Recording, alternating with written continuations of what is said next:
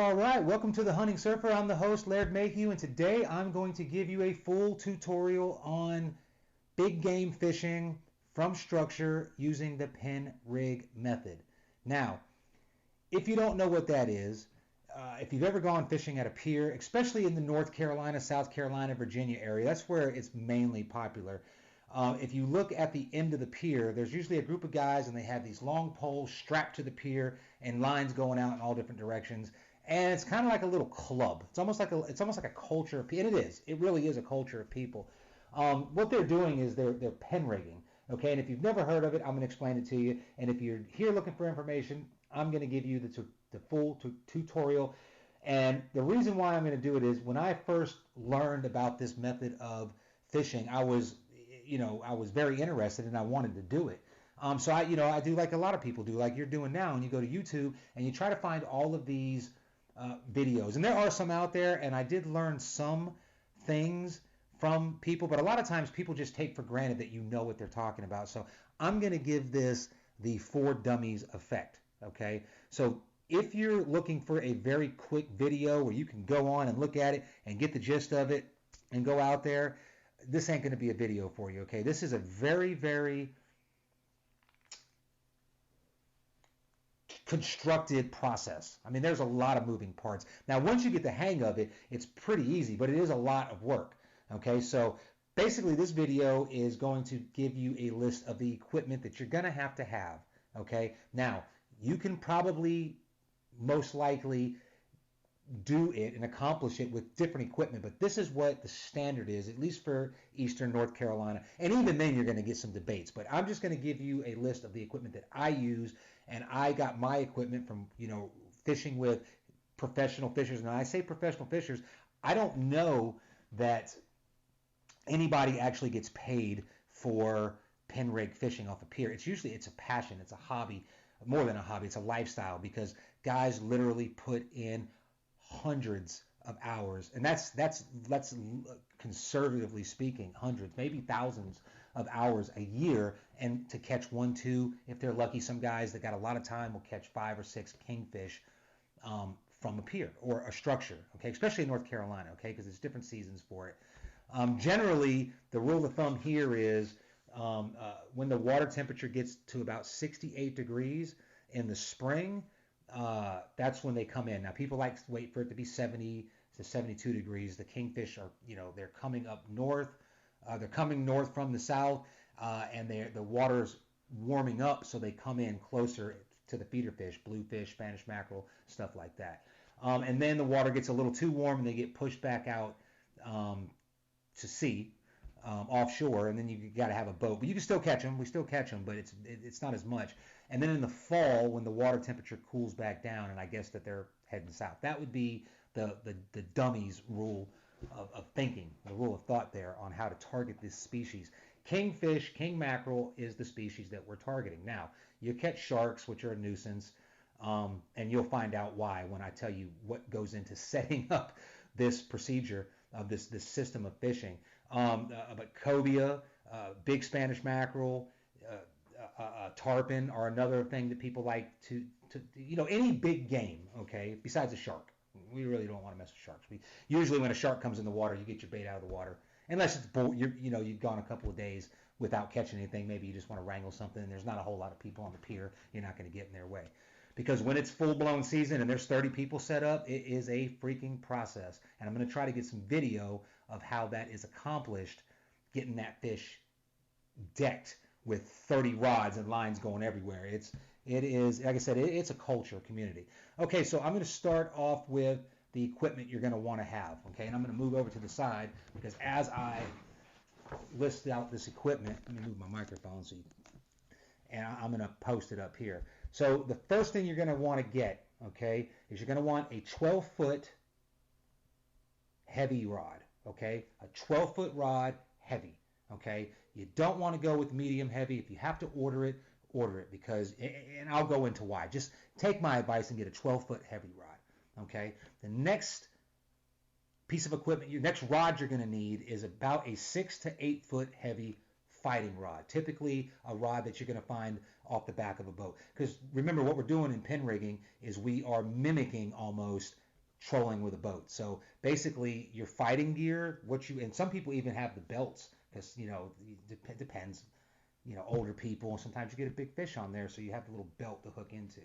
So you're going to want a 6 foot to 8 foot heavy fighting rod. Okay. Now, on your 12-foot rod, you can go with a spinning reel or a casting reel. Most guys, we're going to use a casting reel because you can just really sling it out there. You got the thumb control, and you're going to launch your anchor out there, and I'll get to that in a second. So usually you're going to see guys with like a Penn Squall 12 or that size spinning reel. Okay. I say Penn Squall because that's what I have, and actually now I got a Fathom, but the smaller ones, you don't need the big ones. On your fighting rod, you're going to want a 60-aught or bigger open face spinning reel. Okay, but remember, it's like catching a big tuna on a boat. You want to be able to fight that fish, and you want to have the drag settings. You probably can use a spinning reel for your fighting rod, but that's not something that I've ever really seen, and I wouldn't recommend it. Just get one. Okay. And I'm not saying you got to go out and get brand new equipment. Most time, Facebook marketplaces and stuff like that, you can find used equipment.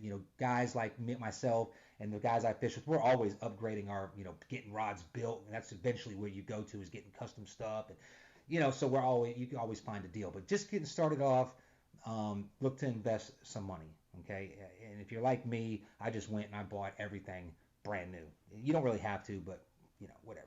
Okay, so once you've got your anchor rod, and I'll explain all that if you don't know where I'm going with that, your 12-foot fighting heavy rod and your 6-foot fighting rod, 6 to 8 feet, and that can have a medium action tip on it. That's just all preference. I recommend just starting off going with a 6-foot like stout tuna fishing rod, big stick. Okay, and you're going to want at least a 60-aught on your fighting reel and at least like say a Penn Squall 12 or equivalent casting reel, or even a spinning reel, because all you're using that anchor rod for is to cast an anchor out there. All right, so once you've got that set up, okay, you're going to need an anchor.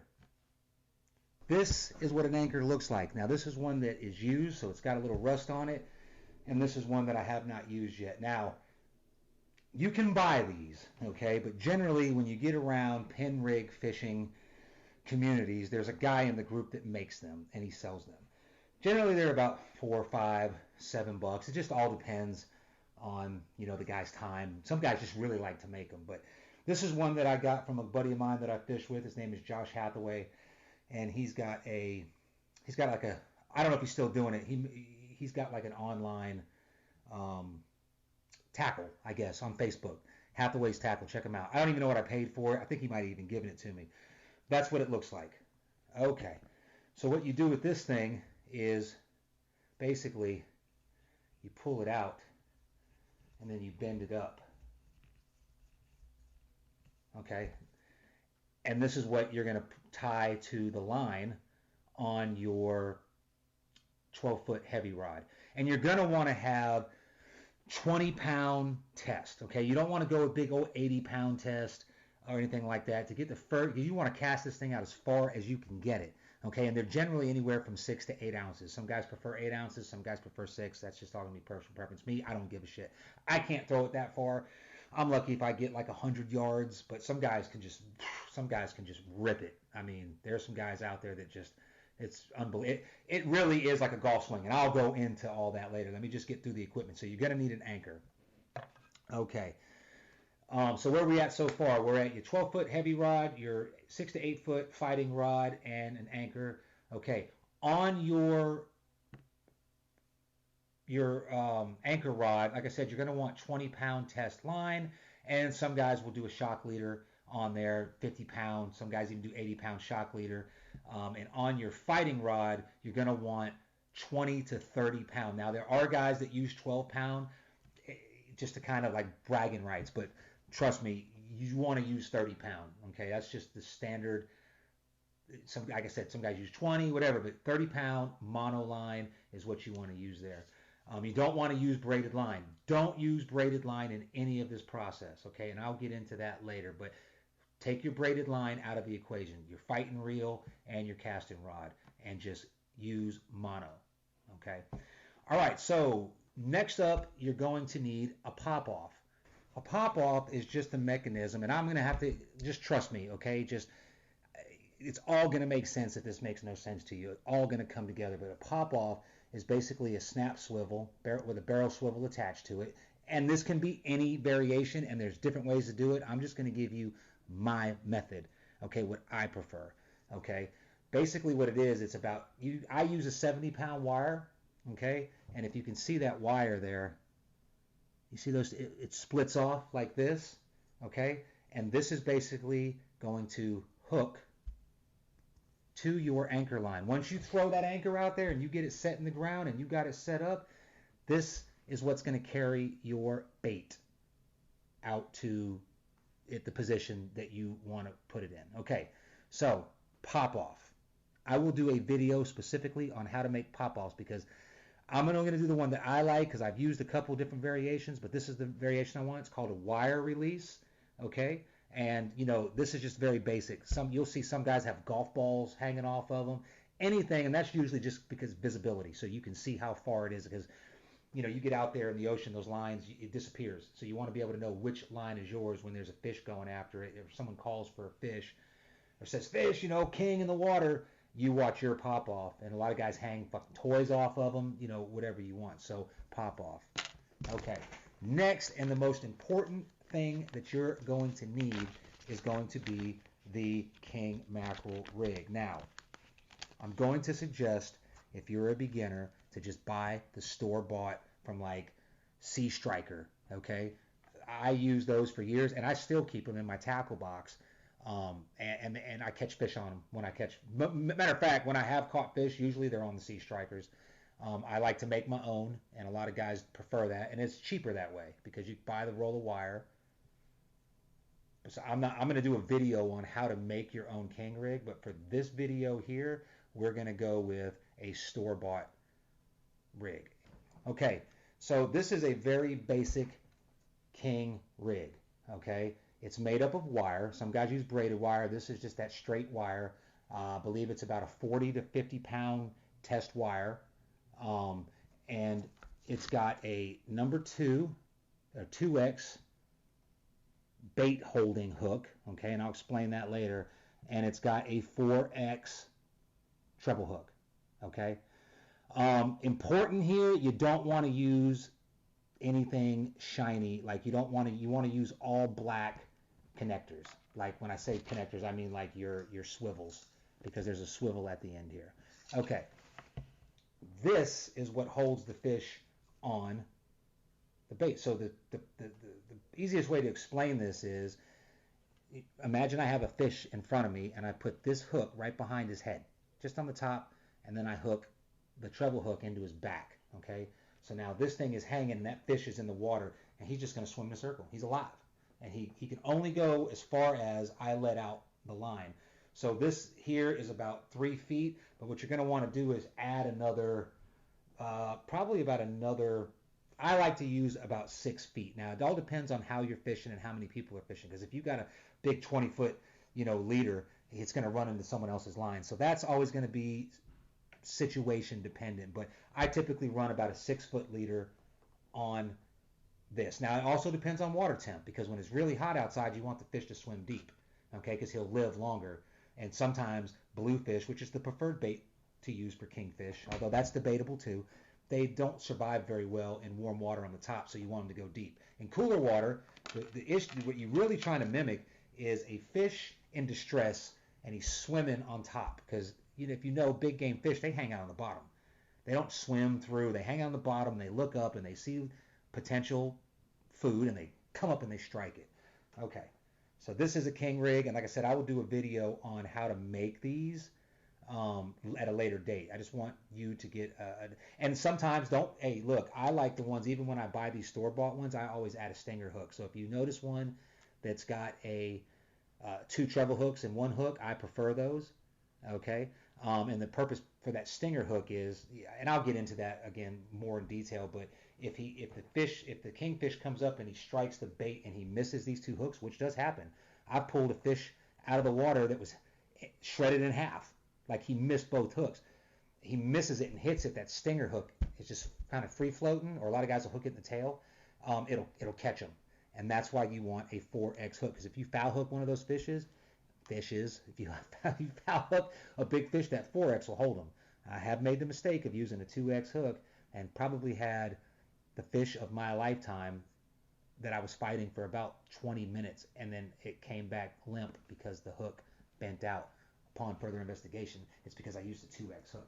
All right, so you got your king rig, you got your pop off, you got your anchor rod, you've got your fighting rod. You are now set up for king fishing. Okay, now let me just explain this pop off real quick. What I do with my rig. Okay, and you will get a live demonstration on how this works in practice. But basically, you've got your king rig and you got your fish. Okay, he's dropped in the water, or not yet, but we're getting there. The idea is you take this wire pop off and you take those two wires